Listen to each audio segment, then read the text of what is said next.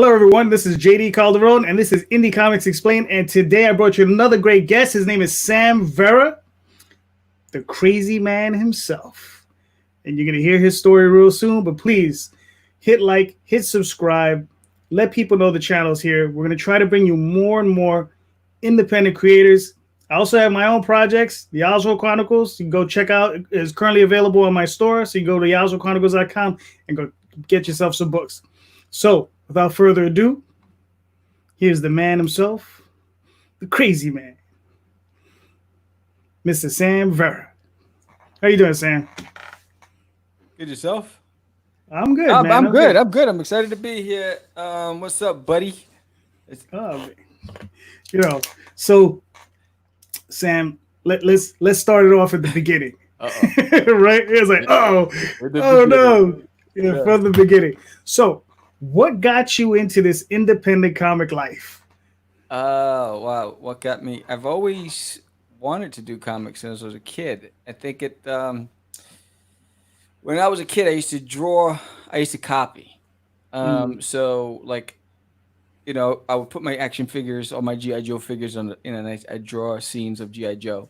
I copy what I saw, and so I remember. I'm not gonna say stepfather because he didn't make an honest woman of my mom, but her boyfriend said, "Oh, you'll never amount to anything because you copy everybody. Real creators do it from the head." And I was like, "All right, yes, son, I'm gonna." And so I said, "All right." So I started focusing on creating for my imagination, and that's when it started. And early on, it was a comic called Scrungy. That was my first project, and then Cosmic Gorf, whereas one of my early stuff when I was a kid, which I ended up bringing into Cosmic Wars. So that's how I got into from just a uh, amateur wise, and I stepped away from doing it because when I applied from junior high school to go to high school, I wanted to go to School of Art and Design in New York City, and because it because I was a B student, I wasn't an A student. I have to try to transfer during my sophomore year. So I had to be a Okay. freshman, an A student in my freshman year, and then apply for the transfer. And it wasn't in my zone. I lived in Queens, and it was in the city, and so I was very discouraged from that, and it broke my heart. And so then from that point on, me and my friends were going to go. We were working to go to the Marines, and although I was drawing the whole time, that was what we were doing. And after school we go. Um, the guys, the trainers would pick us up. They take us to those location facilities, and we train. And on the weekends, we go into Forest Park, and we do, from plunging to pewter stick fights and all this other stuff. And um, but I always had it in my heart to draw. And then I got into the music business. I was rapping. I first was going to start out doing pop music. I'm sorry, not pop, club music, like TK. So when I was in the studio doing a mic check, I would freestyle rap. Um, and then this guy Angelo Fucus from Concrete Records, he says, "Why are you wasting your time trying to do this stuff? That's a fad. It's going to go to the wayside. Rap is the big thing." And so then that's how that started. And then we created Crazy Skills Productions. Um, and when I was doing the rap music, I lost my mom to cancer, and I almost lost my partner to he was gang violence, and he was shot. And Wow. so I stepped away from that, and then I focused on then my wife now, who was my girlfriend then, convinced me to go into to focus on my passion, which was comics, and that's how I ended up with starting with comics. So it's a pretty unique All story. right. Oh yeah. No, I got you, man. I got you. Listen, we're in that rough and tumble, youth, you Yes. know, coming from the hood, you know. Oh Yes. yeah. And let's just clarify something. For those of you who don't live in New York City, right? All right. Manhattan is the city, Yes. okay? And then, all the boroughs are just the boroughs, Queens, Yes. Brooklyn, whatever it is. And then Yeah. I used to live on Manhattan. I used to live in Manhattan, uptown, and we would tell our parents, "Oh, we're gonna go into the city," which means we're going downtown, Yes. even though we were in the city. So yes, Yes. it was Yes. it was very complicated, Yeah. Yeah. Yeah. very ridiculous actually, but it's Yeah. kind of funny. Because back in the So days of growing up, Times Square, Manhattan was uh, shady. It was oh yeah, shady. well it was well we refer to it as the Deuce, right? Yes, yes, It it was the was. It was. Deuce. I hated going there as a kid. I used to, Really? yeah, because I had to go to MSG to go see WWF, Mm-hmm. and to go see Hulk Hogan and all that stuff, Right. and just to take the train to get there. And there's pimps and prostitutes and all this crazy stuff and Yep. dealers, and it was the most seedy, scary place Mm-hmm. to be when you're a kid. Yeah. So I remember when Disney decided to come to Times Square, I was like, yes. Yeah. It was under Giuliani when he was a little Yeah. normal. Yeah. Mm-hmm. Yeah. Juliana definitely did that. Yeah. Well, I remember in my teen years, so it was a little bit more fun. Yeah. It was still dangerous, but it was a little bit more fun. But we were Yeah. crazy, so It was nuts. It was it nuts. was nuts. And what's funny is Midtown Comics. When did that thing even appear on 40th and 7th? I don't even know. Like what Oh year they wow. first started being there. I don't know. It was definitely what was it the it had to be Yeah, because it was there for late 90s. maybe. Yeah. Late Yeah. 90s because I remember I was working at Saks Fifth Avenue and Mm-hmm. rest in peace, Robert Garrett. He and I Yeah. met there, and he was a writer. And we used to go up to Mm-hmm. Midtown all the time, and that was when I was working there. So it had to be the late '90s Right. Yeah, because as far as I remember, like or early 2000s. It's either late '90s or early 2000s. It has to be one of the two. 2000, right? Yeah, Yeah, yeah, probably the late 90s. Because it's yeah, damn. Because I started shopping probably about 15 years ago, maybe more. So yeah, yeah, so it's kind of weird. Yeah, all right. yeah. Oof. Yeah, because there were a lot of shops in Manhattan at one time. Now there's just a handful. Which is a shame. And if they keep tearing things up, it ain't gonna mean nothing. Exactly. I'm just saying, Exactly. you know. It's not gonna be much of anything left. Mm, So, so Sam, let's take it. Let's take it a little bit back. okay. So when you were little Sam, All right. right? What a little Sam like? What were the books that you saw? Like obviously you said you were tracing your GI Joes and all that stuff, but you obviously got a hold of some comics that Yes. inspired you.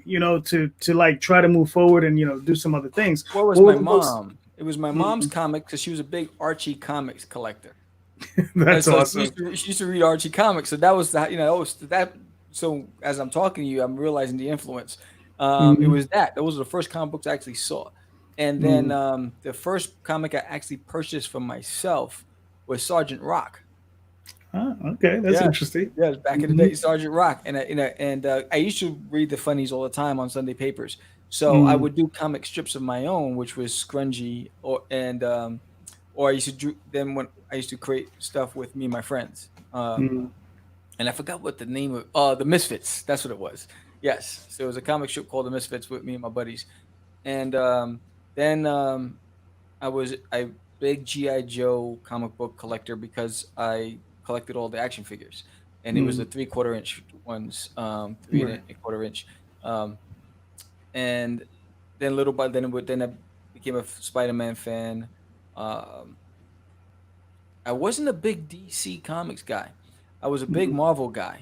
And other than Sergeant Rock, I was a big. I started. It was Spider Man. Then it became, um, Alpha Flight, and Hmm.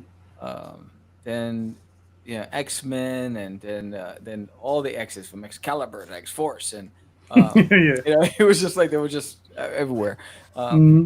and then and that was as a kid. So, but I was a big Charles Schultz, Snoopy, Peanuts guy, kid. Hmm. Big fan of them when I was a kid. So, um, those were a lot of the influences, and then most of it came from Saturday morning cartoons, buddy. Hmm. Those were the Saturdays were the best days because you had your whole day planned out. So you watched cartoons up to noon, you went outside and you played a little. You came back in time for the kung fu flick at 3 o'clock, right? Hmm. And then you went outside and you pretended that you were martial artists and you with your friends and you start and you did all your things. Um, and but you, I mean, I would go from channel to channel. Dungeons and Dragons to the Mm-hmm. gummy bears to the Snorks. I mean Smurfs. It was just Mm-hmm. crazy Saturday morning cartoons. So those were a lot of the influences that I've seen that really wanted me to pursue it. And then, I mean, my first when I saw the Dark Crystal, it was Mm-hmm. over. It was over. I was like, what? I want to do that. And Jim, I think Jim Henson. Jim Henson was just like the worlds that he created was just fantastic. And then Star Wars. I mean, so it was just a lot of different things. But when I was a kid, it was it was Peanuts. It was Archie comics. You know, Mm-hmm. That's cool, man. All right. So now you obviously got all these influences. What? What? No, I I'm. see it. Dark Crystal. No, you see Wow. it? Yeah, yeah. So Yes, I have my VHS tapes. Don't hate. Don't hate. Yeah, so here's a funny story about those VHS tapes because I still have them. you still I got them? I Wow. have the collectors for there's a specific list of things that I just would not give up. So Mm-hmm. when I moved, I got rid of a lot of VHS stuff. But I have the Dark Crystal, the original packaging, the original Lord of the Rings cartoon, the animated series, all. I have Fire Mm-hmm. and Ice. I have the Last Mm-hmm. Unicorn. I have the Dark Wow. Crystal. I have ET, like all the original stuff. And I just wouldn't give it away, And so I still have it. So yes, call me an old fogey, but yeah, that's what I got. Not. What's funny is I got rid of my entire VHS collection except for two things. What? I kept Star Wars, I have all of that the, too. the original trilogy, Yes. the version where Han Solo murders Greedo. Really? Wow. Yeah, not where he's like doing the offshoot. None of that garbage. No, no, no. It was the original. It was the original movie. Yeah. And I have an old anime called Lensman, which it has never been put out on Blu-ray or DVD or anything. Wow. I've never seen it before, but I've seen like they have it on streaming now, but I've never seen it like on a Blu-ray or anything. Yeah. So that was the only thing I was like, all right, I'll keep this and I'll keep this. But unfortunately, I got rid of the rest of it because there's some Ray Harryhausen stuff I should have held on to. Yeah, I just You won't. know. Yeah, man. But I don't blame you though, because I refuse to give up on my DVD collection. I still Even have though. yeah, I still have my like the reason why I have the DVDs is because they had all of the behind the scenes stuff. Right. That's what I collected the DVDs like for when whether it was Star Wars, Lord of the Rings, whatever it was. It was because you always had like the production stories, how they did it, the animatronics, the claymation, all that stuff. That was what I Mhm. looked forward to. I would sit down hours and hours and then replay and replay because it was for me it was an education. So I Yeah. love that stuff. So I won't give that Mhm. up because now when you download stuff, you don't have that. No. While Disney Plus is now adding it to the Disney Mhm. Plus channel, so where you can Okay. see all of the production stuff, right? But Mhm. you don't have that anymore. No, they need all the content they can get. Yes, yes, I know. Yeah, because they're like half empty. I was like, come on. Exactly. So I'm paying for this. What are you Yes, doing to me? yes. I was watching know, Clone Wars waiting for this show today. right there you go. I was watching Artemis Fowl. Oh, yeah. Yeah, because it was a based on some kids book. I was like, oh, what the hell? Let me watch. They were supposed to come out as a movie, like in the actual theaters, and they put it out on there. So I Nice. was like, why not? Make it worth our while. So all right, Yeah. so we move ahead a little bit in life, right? Now, when you start getting serious about doing comics, at what point do you really feel like let's really get into this? It was around. It was probably about a couple years before I met with George. Mm, I started out. It was so my manager when I was rapping, and his name was Michael Escara. So he was the guy who put everything together, and so we decided to him, myself, and a guy named Angelo Fucus, who is the owner of Concrete Records. We mm, decided to come up with crazy media, but Crazy Skills Productions, and I came up with Crazy Media Group. mm, So I created the logo for Crazy Comics, and that was be my division. So I was going to handle the comics, and that was the beginning of it. So then what happens is that we started putting a team together. there was a Leo Gonzalez, there was Robert Garrett, there was Michael Esquera, there was man, there was a bunch of guys, and so everybody had their like, Robert was going to be editor in chief, right? And Mm. um, uh, Michael was writer, but he was also handling marketing for us. And so we had all this, and so we had the org chart, we had the contracts, we had, and then everybody's role.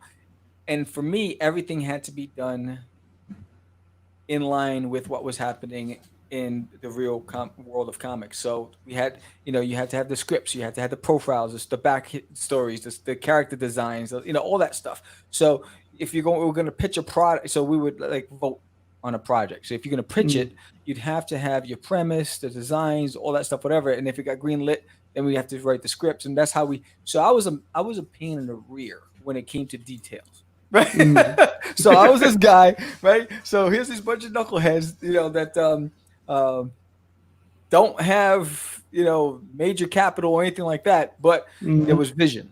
And so that Right. was my goal. It was like, all right, so if we're gonna do it, we need to be a structured, and we need to have timelines, and we have this, and we would have regular meetings and all this other stuff. So that was the beginning of it. And then as we're moving forward, some of the guys dropped off, and then I was at the SVA taking up some courses. That's how I met George. Mm. And we were in a life drawing class, which was horrible because every model was a dude, and I was like, "Come on," So, so you're killing me. so, so true story. I remember, this guy comes in, and Mm. and the teacher, I don't know what's wrong with him. He decides to put a chair on top of a table and has the guy get on it, and the guy almost falls, right? So he's nude. And I was like, I was the closest. I was like, oh no, I'm gonna let him fall. I said, because I'm not gonna go try to stop him, and I grabbed the wrong thing. I was like, you're on your own. And so I was like, but that's how I met George. And so I remember George. Now let me hold on. Now was George the guy on the table? No. George was surprised because you can see, and the class was all. It was all male in the class. So then you have Right? yeah. So I said, this is not a good look for us. But anyway, so I remember I'm sitting down with George. I meet George. We started talking, and he had these little booklets of Russ 537. Or was it? It was Russ, Yeah, it was and Russ. and he also had one with It was almost like a hip hop duck, Mm. and so when we started talking, and I was like, "Look, I have crazy comics that I'm doing. Blah blah blah. Do you want to get on board? I love this Russ character, and that's how that started out. And I remember, like, we didn't have bank, so I said, "All right, if we're gonna do it, we need to do it in color, right?" Yeah. So what no one really knew is that everybody thought that we had like this unlimited budget. The secret is that I had a hookup. I had a friend of mine that had access to a printing press, and so he would do everything in color. The only deal was we had to staple it and fold them ourselves. Okay. so Mhm. so then we did everything in color. So we said we're going to start with Cosmic Wars and Rush 5377, and then it's like, all right, we need to go to a convention. So I remember we went to the Big Apple Comic Con, which was at the New Yorker Hotel at the time. Right. And so I said, I went to one of the guys. I forgot his name is Paul. I forgot his name. Or anyway, what's Michael This was Carbon? still, Huh? yeah, it was still a Michael Carbonaro show, right? Yeah, it was still Marco Carbonell, but the other guy that he had that he used to do the high school comic show. Yeah. But I forgot his name. But anyway, so I approached him, and then he's like, I said, how do I get a table? And he's like, well, it costs this. I said, well, no, you don't understand. I said, how do I get a table? I said, without paying. So I was like, so I'm trying to, I'm like, wait, no. And he's like, well, no. So what we did was, that's what happened. I created an advertisement for Big Apple. So I printed out in color, and I had it. And I was like, no. I said, you need to speak to Mike.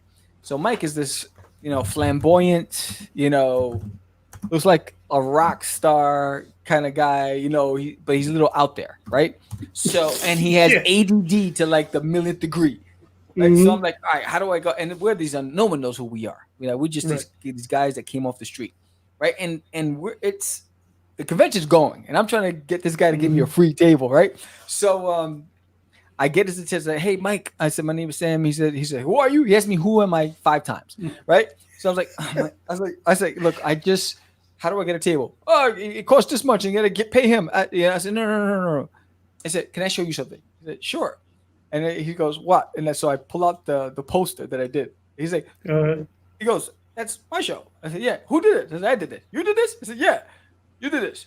Can you do it again for the next show? I said, yeah. You do that for me, I give you a table. I was like, boom. That was it. So that's what secured us for the table. So we walked out like we were high-fiving. We're like, yeah, we got a table. And so I remember we went and we did our first show. Everything was full color. We had prints. We had all this stuff. And everybody, we were the buzz of the first comic, our first show, because everyone was like, who are these guys? Because that was during the image craze, right? Right. So then here are these guys, it's like most independents are doing everything ash can or newspaper print, and it's black and white, and here we come, full gloss, all this stuff. And and we have logo jerseys, we look like like a ball like a baseball team. And we didn't know what to expect, but it was like, wow, everybody. And people were coming over to the table. Who are you? Oh my God, I'm going to watch you. You guys are going to be. Brian Polito comes up to us. Hey, who are you? Blah, blah, blah. Hey, I'm Brian, blah, blah. I was like, I know who you are, buddy. So it was crazy. Like everyone was like coming to us. And so that was the beginning of it. And that created the buzz. And I was like, all right, we have to kill it. We have to kill it. And that was the beginning. That was the birth of the craze. Gotcha. All right, cool. Now, do you remember about what year was that? 92, 93, 94? I'm sure it was around that it wasn't time. it wasn't in the 90s. Okay. No, man. It was our first show was probably 2000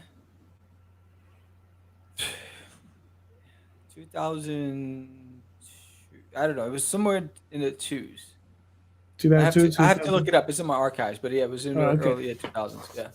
Gotcha. All right. You're still a young buck at this. I understand. Oh yeah. I didn't have these clothes over here in my eyes. We were all young at one time, right? Yeah, I know.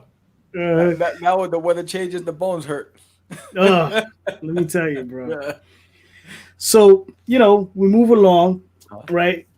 So, what was the next phase? Like, what was the next phase that you and George were working on, coming up? Like, what was the next big thing?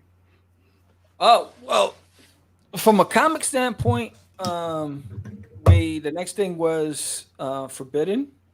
We were starting. All right, so George tells the story better than I do, but we were good. We wanted to do Street Journal because we felt that Jonathan had a really good idea with Street Journal, Right. and I really liked it. And so we were at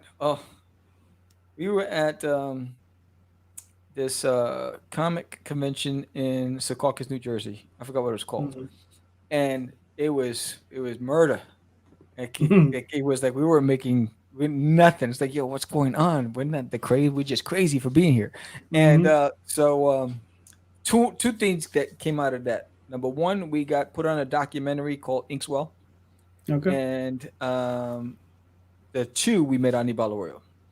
And Anibal was there, and he was looking, to show his portfolio. But he's like, "Oh, this place is like a bunch of dudes looking for girls to ask them to dance at a prom because this place was just it was horrendous." And so Anibal shows up. He must show his portfolio. Blah blah blah. It's like, "Oh, it'd be great for Street Journal." Jonathan at that time wasn't moving along quick enough, and he had too many revisions, and I could tell Anibal was getting frustrated.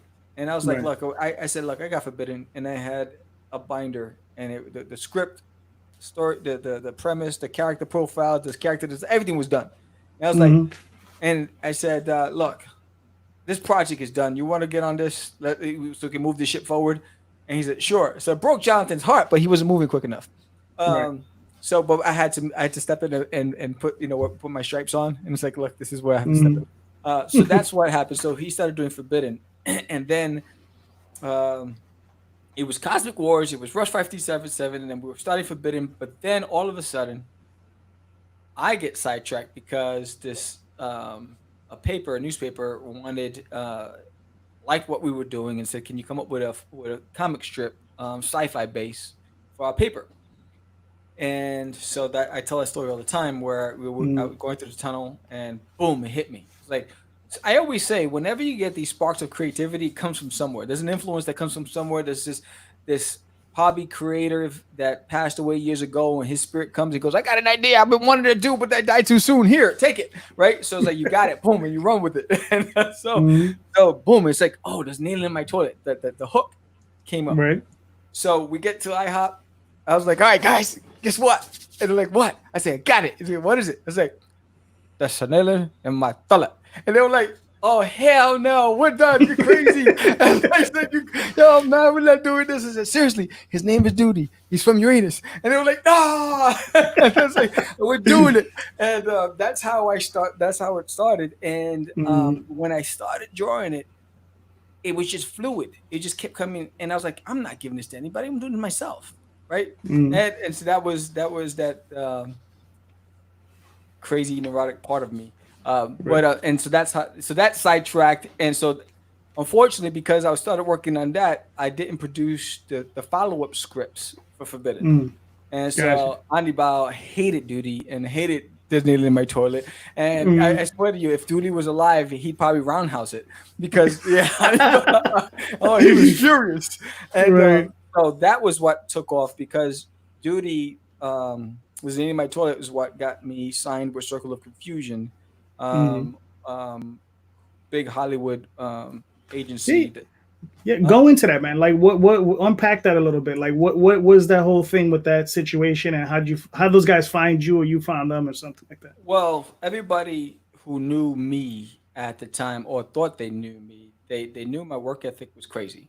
Mm, And so I was always hustling. So it's like, Sam's on another radio show. Sam's on another TV show. Sam's being interviewed here. He's in the paper, right? mm, And it was because it wasn't because they were looking for me.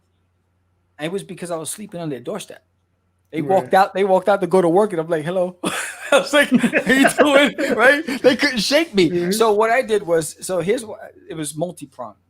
So I was one of the reasons why I had to leave the business for a while.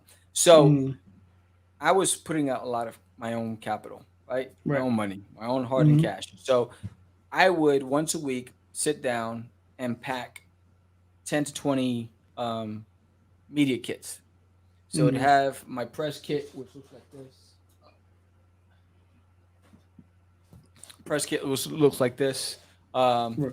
and which just had every book in the pipeline and character history and all that stuff, whatever treatments, Mm, and a copy of each title. And gotcha. I would send it to every editor, whether it was the Mm, New York Times, the New York Post. I would send it to every production house, senior production manager, whether it was Fox News, NBC News, whatever, radio stations. I was mailing these bad boys, and I was like, if one of them responds, I'm golden. And that's how I mm, looked at it, right? So then, and that's how I was putting myself in their face. Then I said, look, we're playing in the sandbox with the same pebbles and the same group of people all the time. I said, we need to take it to the next step. So I said, I'm doing licensing. And mm, I foot the bill for that. And right. big chunk of change. Now, hold Almost. on. I know what you're talking about, Yeah. but explain to everybody what is licensing. Like, what do you mean when you say that? All right. So Licensing Expo There you go. is the Licensing International Expo. It is the place if you are a content creator. If you're not just an artist, a freelance artist, you're not just a freelance writer, if you're a content creator and you're looking to get your stuff in the hands of the people that can get it into merchandising, get it into film, animation, whatever it is, um, that's the place you want to be because you're talking to the people, the acquisitions people, the people that are making the decisions, the people that are going on and looking for that new content. So and it's expensive. So I went to Licensing Expo 2 years prior, Mm, and I got in as press for Cast of Craze. right? I know how to work the system, right? So I got Just my a little bit. I got my press pass, everything. I was good, right? So I Hmm. go out doing interviews, but that's how I was getting a feel for it. Right. And then that's how I made the contacts with the people at licensing. And I was like, all right, I'm going to do it. And so I was like, all right, we're going to do this. And I put it all on my credit card. It's like, boom. And I almost got divorced for that. And so, but we had it all set up. Now, here's the thing. At that time, we were so green, Hmm. right? So you're there with sharks. Right. but but I have street value, so I can smell the shark, right? I can sense them like, Hmm. oh, Sookie, you can use all the words you want. I said, but I can still see the bull, right? I can smell it. Hmm. So we were there and we were getting a lot of attention. Okay. And so I met with, I forgot her name. Her name was Karen. She was vice president of Warner Brothers. I met Wow. with the VP of Disney. Hmm. I met with a lot of major guys from major licensing corporations, and so I remember this one cat. I forgot the name of their organization, but they're big. They're multi-million-dollar agency. Hmm. Brings me to his, has me come to their setup, and they have like, Right. it looks like a corporate office the way they set up at Licensing Expo, because they got all these tables and they have Hmm. all their agents talking to different property owners and content owners and intellectual property owners, and but he has us waiting while he eats his lunch. I was like, oh, he's doing that, right? He's pulling that move. I'm too important. You're gonna have to wait for me, but you invited me, so that Hmm. already ticked me off. So I remember we're sitting down and he's giving us this whole spiel. We love it, blah blah blah. This is what Here's what we want to do, but we have to own it all outright. And you'll get. I think he was saying 4%. I forgot what percentage. It was very low. He said you'll get 4% royalty. I said, what? You want to own my stuff and you get? And he kept saying, I said, no, that's not what we're looking for. And he kept saying it. And he goes, no, you don't understand. We have global reach and blah, blah, blah, blah, blah. And so I was like, you know what? It's not for us. And I got up and said, let's go. And we walked away. And Hmm. so, number one, I was out of my league. I didn't have the skill set at that time to negotiate on the fly. So I was like, I'd rather walk away with my soul than sell Hmm. myself to the devil who's standing right there and says enter. Right? It's like, no. So Hmm. we walk away and we met with all these people, and then they said, what, are you guys going to be at San Diego? Yes, we are. San Diego was right Hmm. after. So we're San Diego Comic Con.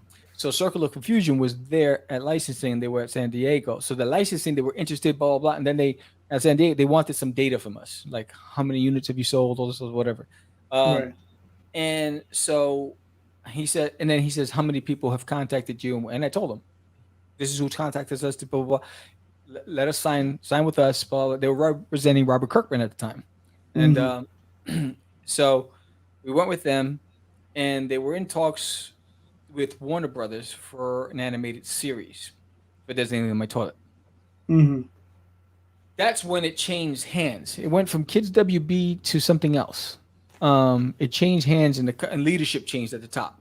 So the Right. people that I knew are gone, and now a Mm. whole new team came. So what they did was they dumped anything that was on the table, and they Right. wanted to start fresh and go in a new direction. So we Hmm. lost that, and then it became harder from that because the same thing happened at Nickelodeon, Right. and the same thing happened. It was happening across the board, and Hmm. so all of the contacts that I had were gone, and so when that happened, and we were getting, because we were like 6 months in, and we thought we were getting traction, and we were excited. We were going to these after parties and meeting all these people. Um, then it just didn't happen. So that was the beginning of the bad taste in my mouth, Hmm. and then there was a bunch of other things. It was like a domino effect. When then I uh, had to step away for a while. Right. Yeah, yeah, I could imagine. I could yeah. imagine. But it was exciting. But I mean, that, I always say, if you are truly, like I say to you all the time, if you Hmm. have you have property um, that has significant appeal, then you would be doing yourself a disservice if you don't push that bad boy as hard as you can. Because um, what I if I didn't, like I look back, it's like, hey, man, if I would have just stood in there for at least another year, you know what I Mhm. mean? If I would have not walked away, but and now I'm playing catch up. Right. Well, I mean, but it's like you said, man. You walked away with your soul. Now, did he even offer you any upfront money, or he was just like, no, no, just give me that, and I'll throw No, you they was these. they were saying no, they were saying this is what we're gonna do, and you'll get your money based on when the revenue starts coming in. No. After we recoup what we spent. Right. So that's how it was. It was like, wait, so we're gonna put in this money, we're gonna do all these things, merchandising, this, blah blah. He's outlining everything, the plan, what they normally do with a brand, Mm, and but we have to recoup that all that money first, and then we'll give you 3% of the royalties from that point on. I was like, oh, hell no. I said, you're crazy. He chased me. I mean, he went to San Diego, his team, and they said, mm, hey, look, we want you. I was like, no, your deal sucks. I was like, no, I don't care how big you are. And I think that's mm, what happens. I think people, like I was talking to Jason Cruz, mm. and he had the World of Quest, Okay. right? And it was on the Kids WB, and Mm. he doesn't own it. Oh, he had And one of those deals. yeah, he had one of those deals. He doesn't own it. And then they produced another season Hmm. internationally. He doesn't see any money from it. None of that stuff. They own everything. And so I think that Right. was, I didn't want that. Right. Did he I see any money? in the beginning when he first, but the rights are gone. He sold the rights. Yeah. But now here's the question: did he actually sell the rights, or did he just sign them away? I You have know to what I go back mean? to it. Yeah, I think he signed it away. I think he signed it away. Yes, that And it's one of those sucks, things man. where, when you're young and you're impressionable and you want to Hmm. get out there and you Yeah. think you're willing to make that, that is that first step. I'll make this sacrifice because I can create other stuff, Yeah. right? That's what people think, right? Hmm. Which is why, like, I really truly respect what Todd McFarlane has done because, oh Hmm. no, I'm not giving you jack. I'm doing this and I'm doing it my way and I'm doing it all the way. Yeah. And I have to work on my terms. And I Hmm. think that's why I loved his book, The Devil's in the Details. You know, I wish I had that playbook back then. You know what I Right. mean? Because Hmm. it would have brought a different perspective Hmm. to me. Yeah. Yeah. I mean, I went through something similar with the Oswald Chronicles, where I had a book publisher offer me a deal, but they wanted to lock it all up, and I was just like, what? And then they did offer me cash, but it was just like a pittance. I was like, dude, Yeah. I could go to a show, I could sell me X amount of books. I got what you just offered me, man. You're not offering me Yeah. nothing. Yes. And I had to tell them to piss off. And you know? that's the hard part. I think people get desperate and they're looking just to get. Look, I have a film. Look, I have this. I Hmm. have that. And I know too many cats that I met throughout that time ended up with those same type of blood deals. And and I learned that from when I was in the music business because our first Hmm. contract was a blood contract, and it took Uh, it took the act of God for me to get out of the contract wow. because they took everything. They took ownership. We weren't getting anything, um, Hmm.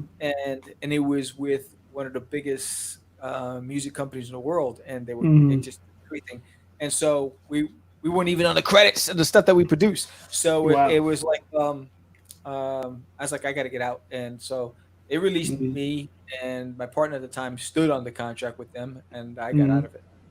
Yeah, I don't blame you, man. The one thing I learned, the most powerful thing with the contract you can own, you get that contract, you break out that Sharpie. Hmm. You break out that Sharpie. Anything you don't like, Yeah, that's it. it's Yeah, like, yep. and don't I go in the room unless you have somebody who's Yeah, who knows what they're trust, doing?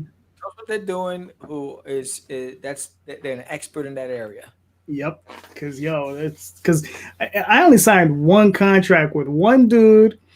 It was a real simple well, I made it even simpler by the time I was done with it, but it was just a foreign rights contract. He wanted to have he has like one of my stories that's being done in Chile in Spanish, and he paid me an X amount of money. It wasn't a great deal of money, but it was something. And yeah, and like he just sent me this kind.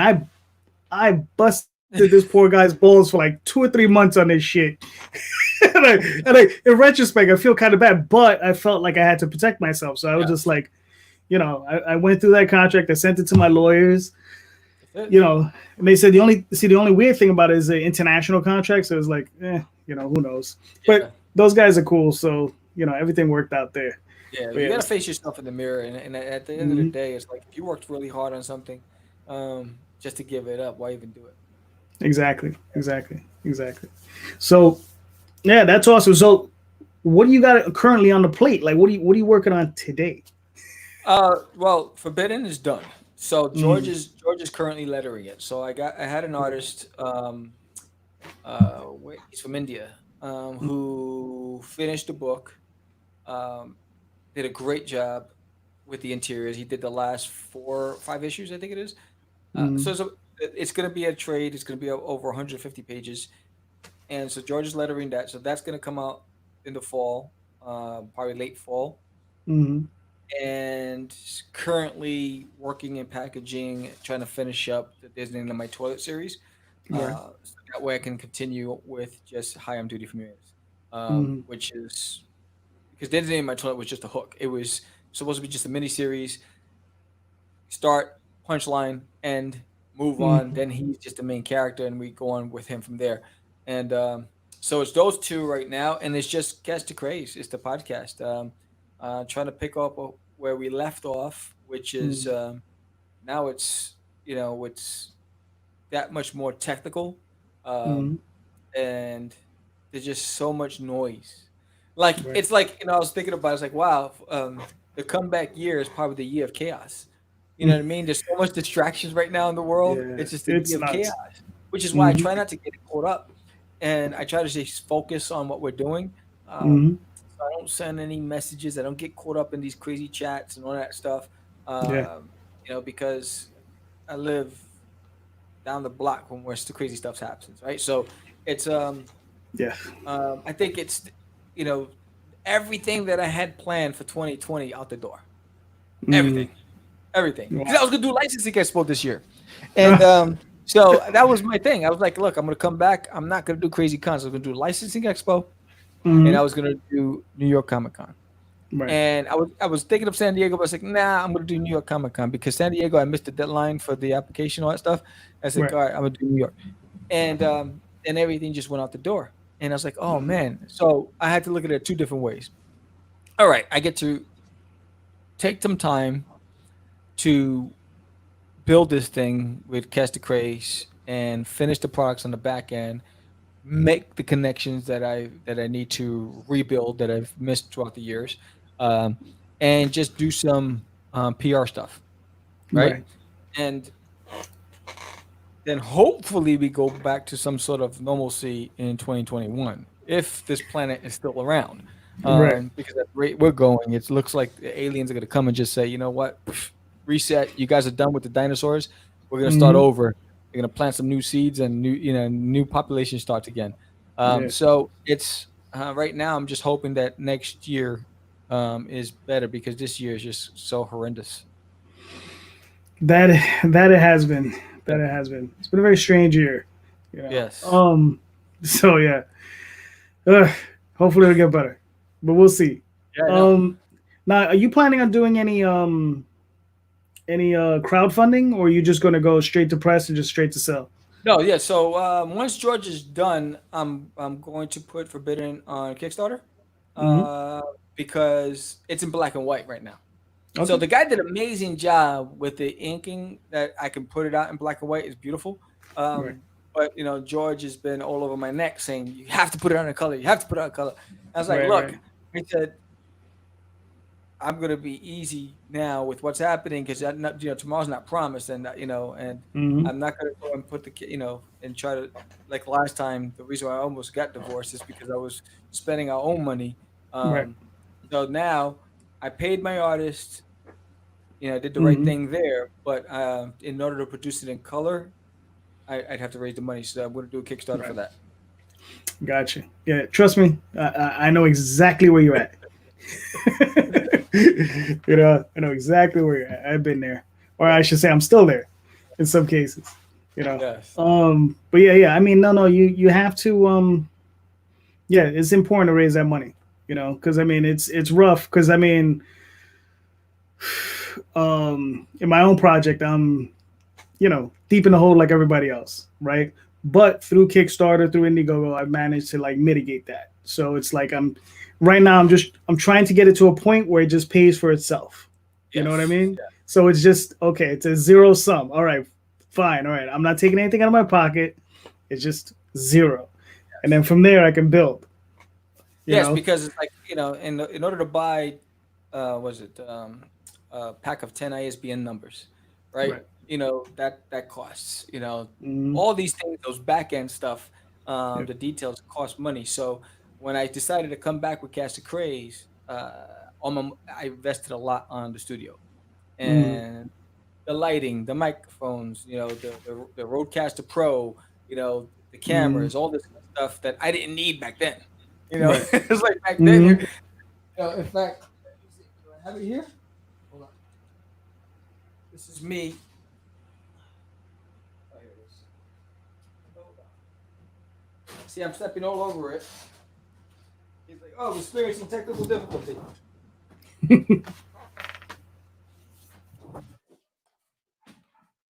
Hello? Are you there? yeah, man. Hold on. See you looking for something. Yeah, because my wheels are all over the damn thing. Uh, Oh, here it is. So this bad boy was what was in what the is that? studio. Sorry about that. This is what was in the what we used back then for Castor Cray to uh, record. Look how big this thing is. This was wow. we did the original podcasting back in the days when George and I Uh, were doing Castor Craze. So we had two of these big cameras in the studio. We didn't have like uh, all these little webcams and all this other stuff. So yeah. um, so when I decided to get back in, um, I did my research, all that stuff, whatever, and I said, look, I want to be able to be seamless and fluid and be able to do all this. But then this whole social distancing thing screwed me up because, well, Mm, George would be in the studio, we could transition between the cameras and all this stuff. Now I got one shot with Zoom, and it's over. right. I'm like, oh Uh, God, you just killed my whole production value. So I had to redo the mm, screen. So there's mm, a lot of work on the back end just to get all that right, stuff right. right. Yeah, no, I got you, man. I got you. But at least now you can do your podcast more often because now it's just over Zoom instead of him coming out to you. Yeah, so that's the part that it's like I have a disease, right? And my Uh, disease is when I come into this room, into the studio, it's over. So mm, I have to be doing something. So if I'm right. not doing the crazy 10 or less, Mm-hmm. which are the 10-minute sound bites to get more traffic for Crash Craze, Right. then I'm doing I create stories, and which is my art channel and trying to Mm, build that.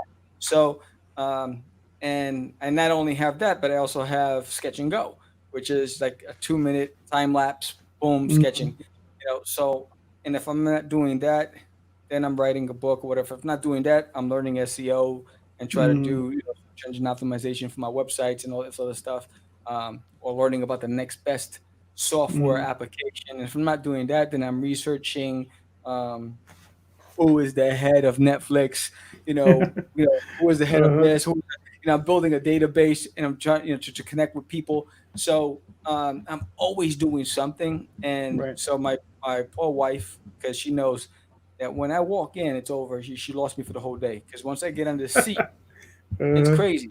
And I have 4 screens here. So I'll have uh, something different every screen. And I'm wow. multitasking because that's the part that I can't shake.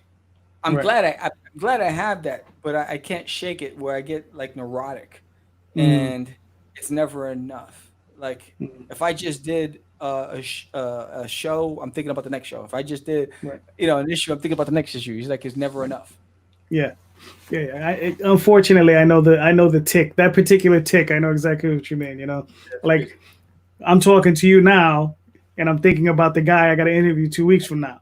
Right, You know, right. or I got to book that date. Or something Yeah, like that. It's that sort of thing. And then the lettering I have to do and the stories I have to write. Right. And and not then only that, it's like it also just also perfecting my craft because one of the problems that I have, and you listen to when George and I restarted Catch the Craze, I must have said a billion times. oh yeah. It's always right. So I'm very aware of that. So I'm working on that. So then what I do is I'll watch Joe Rogan or I'll watch other speakers and I watch other podcasts. And then I'm like, all right, you know what? I'm doing this, but I'm really not in tune with what's happening today with the industry. So then I'll start going to Newsarama or comic book Right. news, or, and I'll start, educating myself. Hmm. So there's always something, Yeah. and the problem is like I have a dry erase board and I have a list of things, right? Right. Check off, check off, check off. And like, oh, I have to do Hmm. that. Let me get that done. Right. And it's a blessing and a curse. So it's a blessing that we have to be home, right? Right. Um, but it's also a curse because of what's happening in the world. But Yeah. it allowed me time to To. really hone my craft and work on things, and even with illustrating, because for that 10-year period that I was away, I wasn't drawing much. So Mm. working out the kinks, Right. it was like, oh, it was so stiff. It's like, oh, Dusting off the man, cobwebs. yes. Oh, look at that head. Look how big it is. Oh, look at the arms. It's not in proportion. It's like, oh my God, Sam, you lost it. So I had to Hmm. rework it. That's where the sketching go for me, is learning how to illustrate faster, faster, faster, so I Right. could be able to pull out the pages that I need to do quicker. Mm. That's so everything I do, I scrutinize myself. I'm my worst Right. enemy, uh, and I think that's what drives me. So George and I had a conversation about competition. I look at everything Mm. as competition. Everything. Right. If you're breathing, you're competition. I don't care what you're doing. So for me, that's what drives me. So I learned Mm. from every single when I saw on that when you started your show, you had on the YouTube channel that it was already lined up. I was doing Right. it on Facebook, but only on the calendar. But I was like, oh, you can actually do that. I didn't realize Hmm. that. As smart as I am, not that smart, right? So I was like, We're all oh, learning. right. So I was like, oh, so I'm looking at everybody, right? Hmm. Like I just commented on Daphne's production value on her show, on her videos. I was like, wow, the production value is really amazing. She's doing a great Oh job yeah. there. You know what I Right. mean? So I look at all those little things to say, how can I make what I'm doing better? You know what I Hmm. mean? No, no, I got you, man. I got, yeah. She's a perfectionist when it comes down to this. Me, I'm just like, yeah, the lights work. Give me a deck. I don't give two craps. I'm just gonna talk, and that's what I do. We just talk. I don't give two shits. Like, look at my lighting. I'm burnt out. you know, I'm pale, but I'm like, Jesus Christ, am I really this pale? So let's go get some sun, kid. It's the lighting, bro. I have a yellow light here that makes me look like I'm tan. That's coming from I this know. direction. White light Uh-huh. coming from. I have different lighting. They got blue lights No, in the no. background. Daphne's offered it to me. She's like, "Oh, we can get you the round one and do this." I was like, "I'm not gonna have all that crap in my office. Get that shit out of here."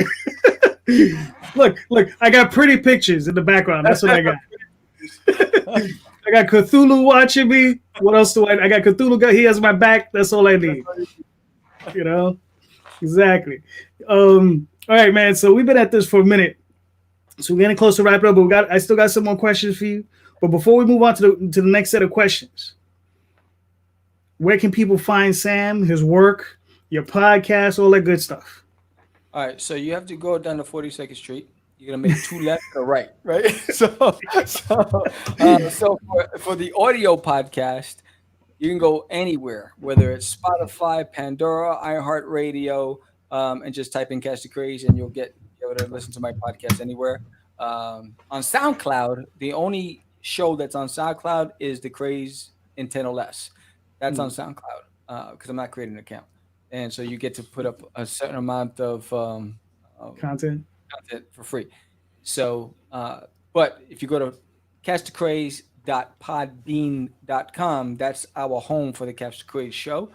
And you can follow us on Podbean. On YouTube, it's Catch the Craze. So youtube.com/Catch the Craze. Instagram, it's Catch the Craze. Twitter, Catch the Craze. Facebook, Catch the Craze Podcast. Just Catch the Craze, baby. That's it. So I'm easy to find. Just type it in your search engine, and you'll be surprised when you put it in your search engine how it just blows up because we're there. Nice. Nice. All right, cool. So now, on to my goofy, wacky questions. Some of my favorite part of the interview. All right, so Sam, you got your books, whichever one, or you can do one for each. Right now, let's say you had an unlimited budget, and we can open up the ether for you through time and space. You can hire any artist, any comic book artist, to do a cover for you. Don't worry about budget. Doesn't matter. Who would you pick? Stephen Platt. Who? Platt. Oh, Stephen Platt. Okay, okay. Stephen All right, Platt, yes, cool. Stephen Platt. Oh my God! Well, Mhm. Now it's for which book though? forbidden. Forbidden. Okay. Forbidden cover. Yes, what he did Mm-hmm. with Soul Saga and Prophet and Fighting Mm-hmm. American. I mean, his style is just crazy. I would love to see him do a forbidden cover. What? Mm-hmm. Well, you buy him a Porsche, you might do it. The Right? Was it that the story that interior, Rob Liefeld? uh, Was it that I what love Rob Rob. Liefeld did? As quirky as his style is, I love his style. Because Mm-hmm. it's him, and that's the stuff that got me on X Force. It was Yeah. his style. No. I think Rob Liefeld gave Stephen Platt Oh a yeah. Porsche to come work for him. Oh yeah. Yeah. Yes. Right? So if you can buy him a Porsche, he'll come work for you. Oh, You that'd be know? awesome, right? Yeah. Right? Interior, it would be, I would say, Marc Silvestri. Nice. Well, his style of Mm. art and Forbidden, it would be fantastic. You know, Mm. Now, who would you get for duty? Cover. for, for Duty, it would be Jeff Smith. Oh, Bone, okay. Nice. Bone. Nice. His style, it mimics. I mean, they would complement. It would make it look so amazing. Yeah, Nice. it's easy. Yeah, it's just easy to. Mm. He's the Yeah, first yeah. person. I would have him do the whole thing. Not just the cover. Oh, You yeah. know, No. Jeff Smith is incredible. All amazing. right. So now, let's say you got the golden ticket, right? And you got the call up to the big houses. And they said, Sam, doesn't matter. Any book, any character, whatever. Who would you pick? Who would you write? Who would you draw? Or if you were just to write it, who would you pick as your team? You talk about which project I would pick? Let's say you got called up to the big houses, Marvel, DC, Oh, Image, any of those places, and they said pick any character you wanted to do. You're like your dream, like you got that wacky oh, dream project, one of their properties. right? One of their properties. Oh, let's see. Huh. That's interesting. Never even thought about it. Um, wow. Oh, yeah, you stumped me that one. Because it would be if it was. I would want to write GI Joe Okay, that's cool. and whoever owned the property to that at the time. Mm-hmm. I've always been a GI Joe fan. I know those characters. I would Mm-hmm. want to write. I think that would be the only one that would want to write if I had to do. Okay, Yeah, cool. All right, cool. yeah. All right, Or an that's illustrator. reasonable. My style wouldn't Mm-hmm. compliment it, but I would write it. All right, cool. So I got a few more questions for you, then we're gonna wrap it up. All right. So we're almost there. These are comparatives. So like I said, I'm a softball. You to work your way in. This is like kind of easy. Captain America or Batman? In a fight? It's up to you, bro. Could Oh, be chess. Batman, Okay. Okay. Batman, Godzilla or Gamera? Godzilla, Okay. Jack Kirby or Steve Ditko? Kirby. Okay. I was Steve Ditko didn't. Hmm. I go. That's a tough one, but I'd say Mhm. Kirby. I'll give you a tougher one. John Byrne or George Perez? Perez. Okay. Perez. Love Perez can put 5 billion people on a page and they will all stand out on their own. It was amazing. Yeah. It's amazing. Yes, I agree. Since you mentioned Dark Crystal, here's one for you. Labyrinth or Legend? Uh, you know what? I loved Legend more. Like Mm, Labyrinth visually was amazing, but I loved Legend for the story. okay, Yeah. that's cool. Lord of the Rings or Star Wars? That's awesome. Damn. Ugh. I'm gonna say, and the reason why, because that was my first introduction. I would say Lord of the Rings because when I was in first grade, that's the first time I read The Hobbit, Mm, and that was my first introduction into that world. And I've been a fan. I love Star Wars, believe me, but Lord of the mm, Rings has this appeal or this connection just influences everything I do. Okay, cool. I got a couple more questions and we're gonna wrap this one up. All right. Frazetta or Boris? I love Frank Frazetta's work. I think Boris has probably a bigger library, but I love Frazetta. Okay, cool. Because he's the only one who was able to fool everybody. If you looked at the one scene where he has the polar bears and the guys on the sled in the snow, Mm-hmm. Yep. there's no rings. Oh, really? No, no one's ever picked up on it, but it's a brilliant piece. Oh, it's incredible. It's incredible. I got one. I got one for you, tailor made for you. Peanuts or Calvin and Hobbes? Peanuts. Okay. I have Calvin and Hobbes the collection. Right? I also have on my wall right here. Since you actually brought it up, Right. I have the People magazine on my wall. Oh, wow. That's it right here. Wow. I also have the record, the newspaper clipping on the other frame on the wall. I was a big Charles Schultz fan. Gotcha. All right. So this is completely unfair. It snowed for Calvin and Hobbes. All right. That's cool. So one more time, man. Let everybody know where they can find you, and we're gonna wrap this baby up. Yeah, go to Times Square, make 2 lefts and a right. But no, it's Cash the Craze on YouTube. It's Cash the with a DA, not a THE. So it's Catch the Craze. And it's everywhere. So if on Instagram, just type in Cash the Craze. On Twitter, Cash the Craze. And I'm always on social media, which is it's another thing that's exhausting for me. And I have multiple phones. So I'm constantly like this. And it's like a sickness. So I have to go see Dr. Phil. But yes, I'm always responding to everything, and I'm always there. So Catch the Craze, and check out Catch the Craze. Subscribe to the show. It's pretty hot. We have an interview with JD Calderon. Yes. And, yes. And even more important, you got one with Daphne Lage. Yes, absolutely. Mm-hmm. Yes. Exactly. And I have. I'm going to upload it in a week. The one of the first interviews live at a Comic-Con with Daphne. Oh, there you go. Awesome. All right. I'm uploading all the archives. All right. Awesome. So thank you. Folks, please like, subscribe. Please share out the video. Let everybody know we're here. I'm going to bring more awesome guests. And thank you so much. And I'll be talking to you soon. Have a good night, guys. Good night.